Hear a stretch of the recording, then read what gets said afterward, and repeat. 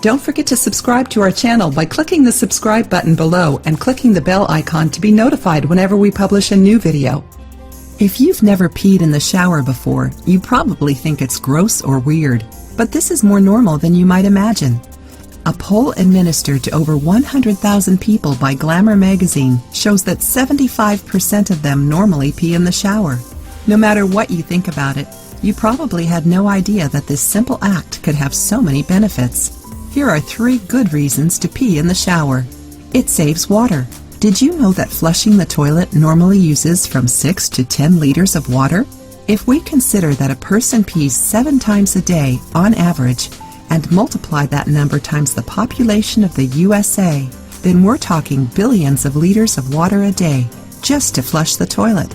Showering also takes up a lot of water, so peeing while showering is a great way to save water. In order to avoid bad odors, pee close to the drain and let all the soapy water wash it down once you're done. You'll be saving water and taking care of the planet at the same time.